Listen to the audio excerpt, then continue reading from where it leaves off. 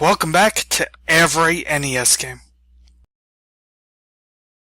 I'm Slider, and this time we're looking at... Wait for it.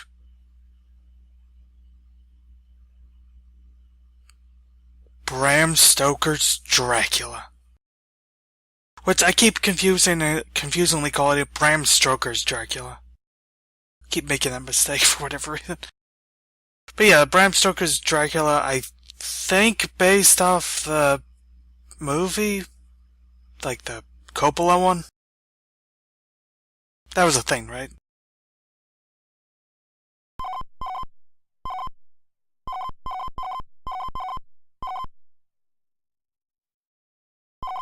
Anyway, let's start this game and see what they did.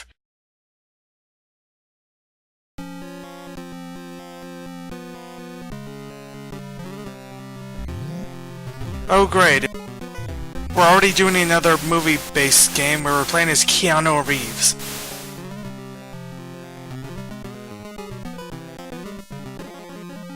Which I think would be awesome if done nowadays, but here, maybe not so much. And why are there Mario blocks here? They even have a question mark.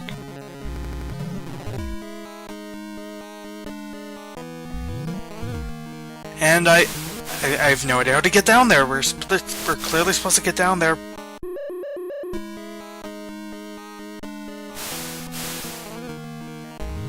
Oh hey, skeletons.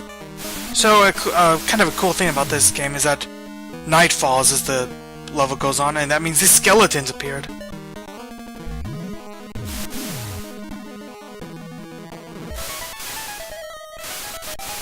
Kinda reminds me of a certain other kind of game. I think it had Castle in the title, but I don't know. Probably some obscure game no one cares about. But regardless, I did eventually figure this out. In order to get down here... Wait for it.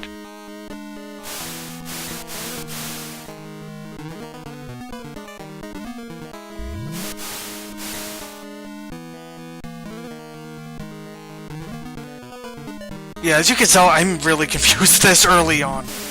No idea what I'm supposed to be doing. Eventually I figured out you have to hold down while jumping, and then you do a stomp attack. Because obviously that's the first thing you would think of, right? Yeah, seriously.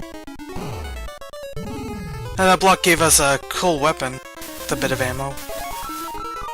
That lamp is a checkpoint. Lamp, lantern, whatever. This axe attack is better. Nice range. Unfortunately, we have knockback and that little zombie thing knocked us into the pit. Weirdly, it keeps not only your weapon, but the specific ammo you had left.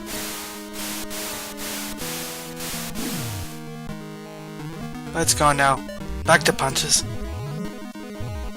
Huh. Okay, make sure he was on screen, so he couldn't knock us back again. And that's the end of Scene 1, Daytime. Cool. Nighttime, Scene 1.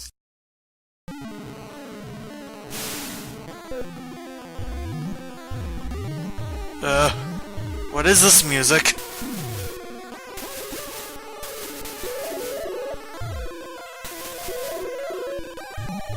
Are we in a hellish landscape? Or are we warping through time and space?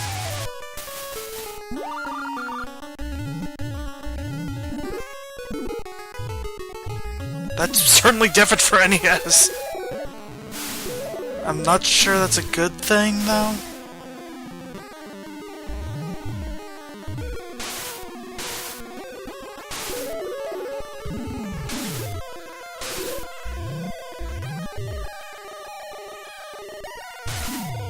I like how I could notice on that sprite the head, long, flowing hair.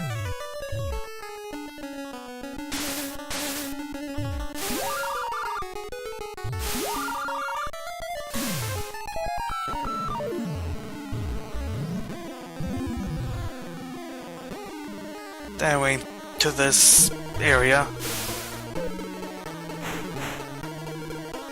And we have this boss. This is kind of annoying. He moves, he's a shadow, moves through the shadows.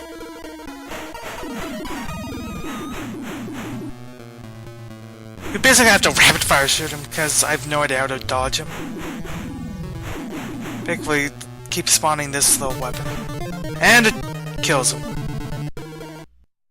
Though I saw someone's footage for this game for a bit, you can in fact go from the top floor, the top platform, to the bottom one during that boss fight. I didn't know that.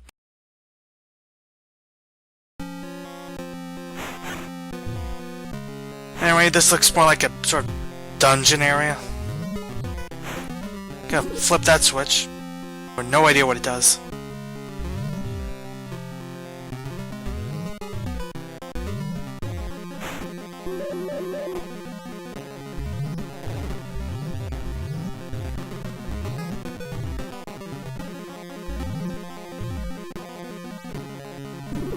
I wonder how he got that lava inside the castle.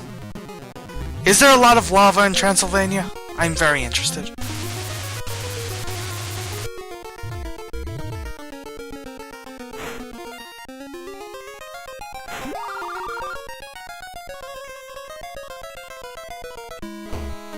Carefully we make our way past the spikes and... yeah, it's a fairly simple, like, semi-combat focused platformer. It is what it is, and to be honest, it's not that bad. Like, it's pretty loose, I guess. Like, kind of moves a bit too quickly. It's way too easy to move them too quickly, I guess.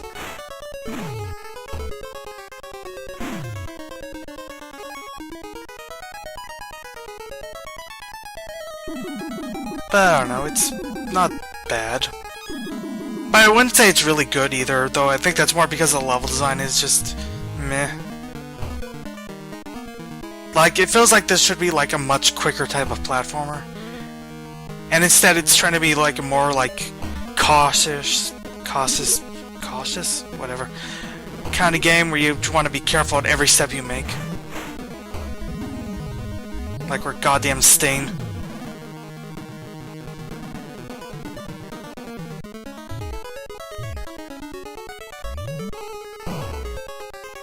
It's not good, it's not bad. That's my opinion.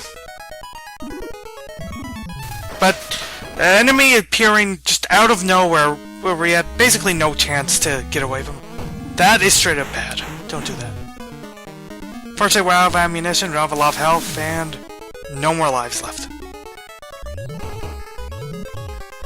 Now this hand in the wall, like, kind of moves back and forth from existence, I guess. But let's punch him while he's still here. And didn't move quickly enough. And I guess I died in a dungeon. Cool.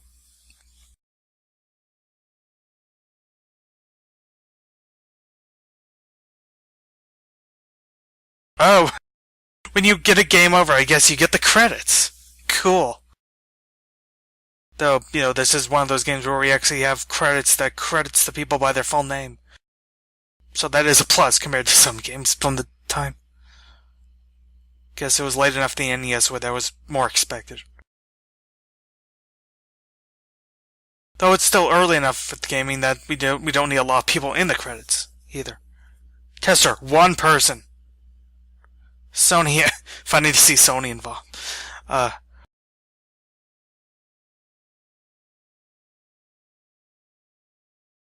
mildly interested in what these people are doing nowadays. Olaf Olafsson! Columbia Pictures also in the credits of this meh video game. Francis Ford Coppola in the credits of an NES game. That's kind of funny. But yeah, that was a game.